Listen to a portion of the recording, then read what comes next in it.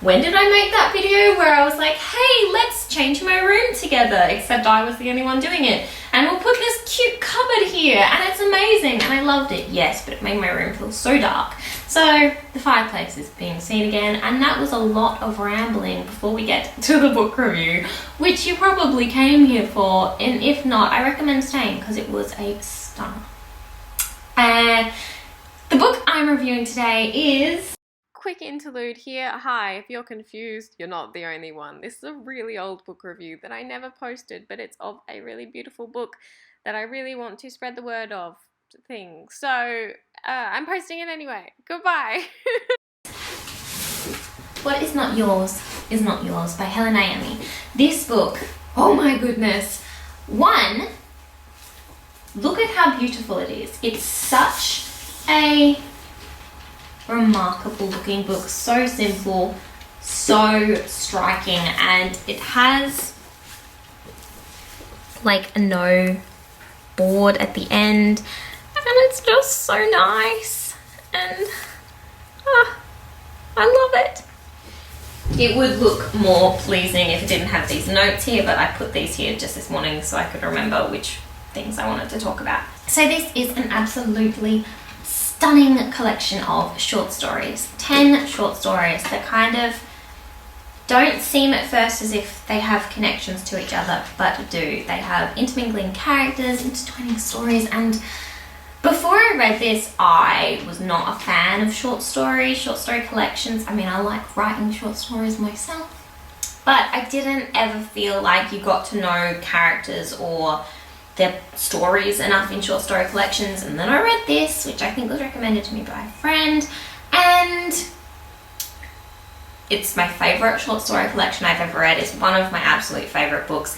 I just love it, and I've not had the greatest luck with my 2019 10, rereading many favorites that have not been as wonderful as I remember them being. I didn't really feel nervous about this. I mean, did I feel nervous about any of them before some of them failed? No, but I was just so excited to read this because I know how beautiful it is, and I was not disappointed at all. I was surprised by some of the short stories. There were some elements that I didn't quite remember, but others just, yes.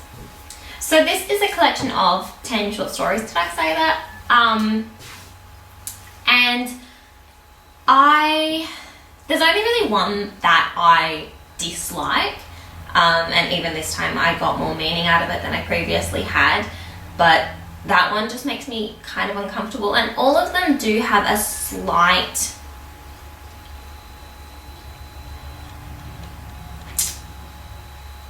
you're not sure if you're going to be uncomfortable, but I usually am very sensitive to that kind of thing, and as I started reading it I felt very aware of that. And I don't know how you describe it other than like, maybe it's a sense of foreboding, but that didn't really bother me too much in this because it seemed to add so well to the stories. But there was this one short story, I think it's called Donica and the St. I'll look it up. Donica and the St. Geordie's Day Goose. That one I just didn't like, and I didn't like it the first time I read it either. And there's another one that just, neither here nor there about, but in general I enjoy them all, appreciate them all, and love them all so much. So I've marked 6 stories, 6 of the 10, that I'm going to kind of review specifically in quick fire bursts, rather than reviewing the book as a whole, because those are the ones I want to talk about. So first is Books and Roses. It's the first short story, and it's my favorite by far of all of them. It's the one that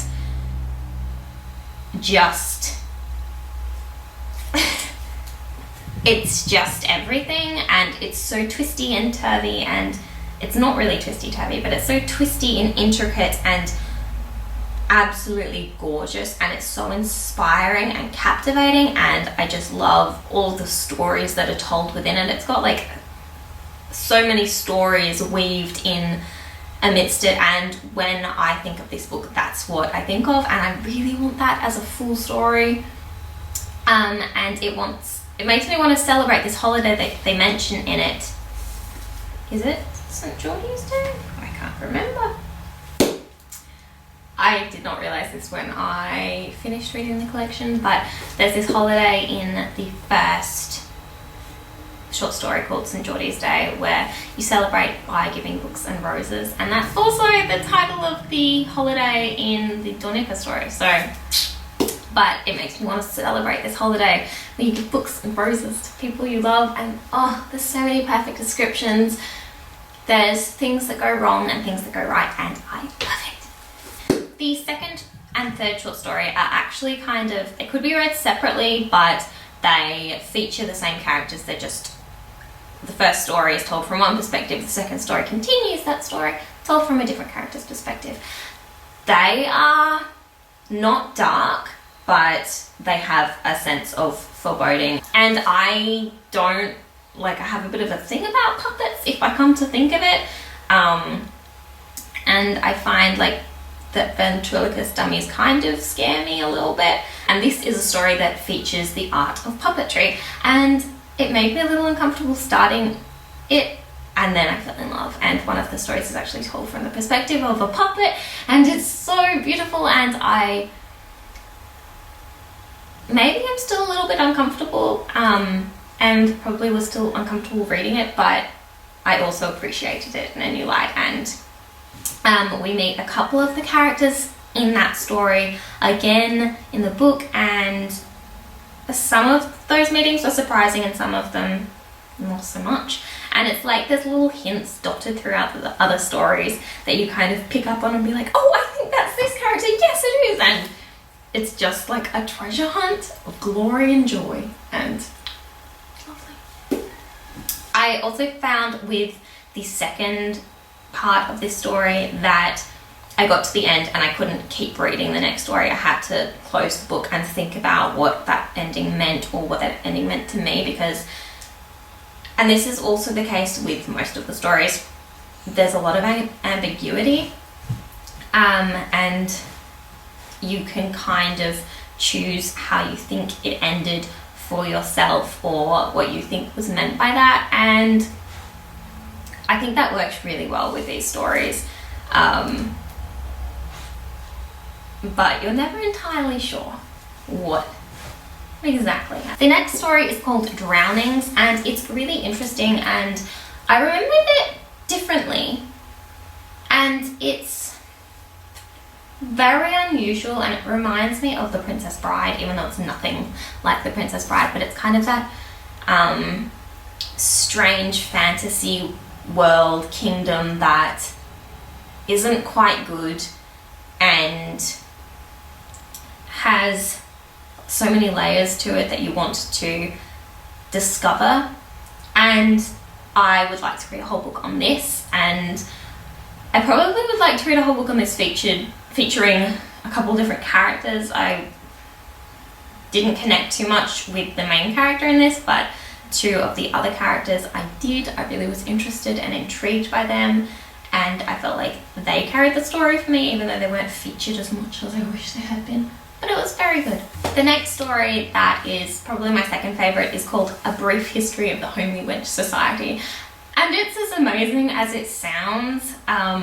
It's basically the story, I mean, there's nothing it's basically about any of the stories in this book, but to summarize it in as brief a way as possible, it's the story of a bunch of fantastic people who are part of what is called the Homely Wench Society, which is basically an opposing society to an all-male university group that didn't treat women very nicely back in the day, and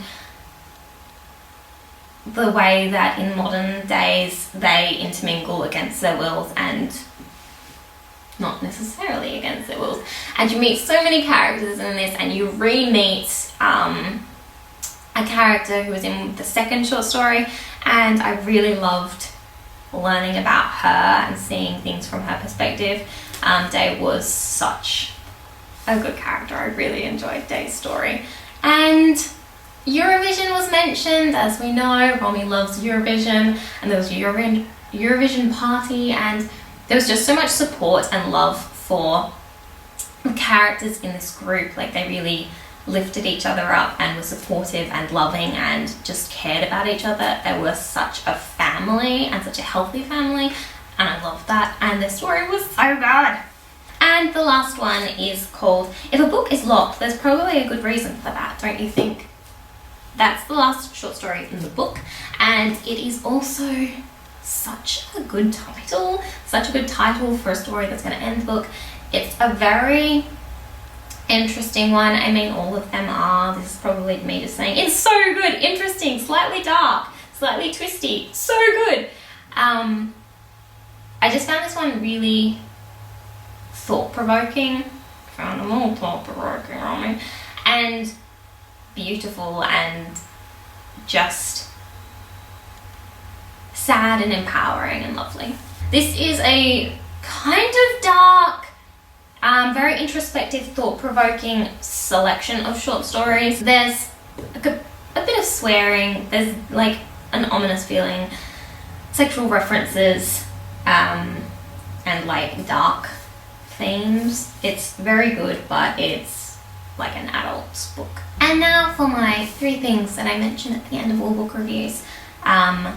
Female representation, diversity, and queer characters. And this book is the first book that ticks and surpasses and destroys all of those boxes and hopes and expectations with how wonderful it is. There are so many diverse characters, and their ethnicity and history is actually gone into, and sometimes it's not, they're just characters who are diverse and have stories to tell and are at the forefront of those stories, and it is amazing. And yes, the majority of characters in this book, I would say, are women. So many of the stories are headed by women, and yes, and there's also heaps of queer characters as characters who just, yes,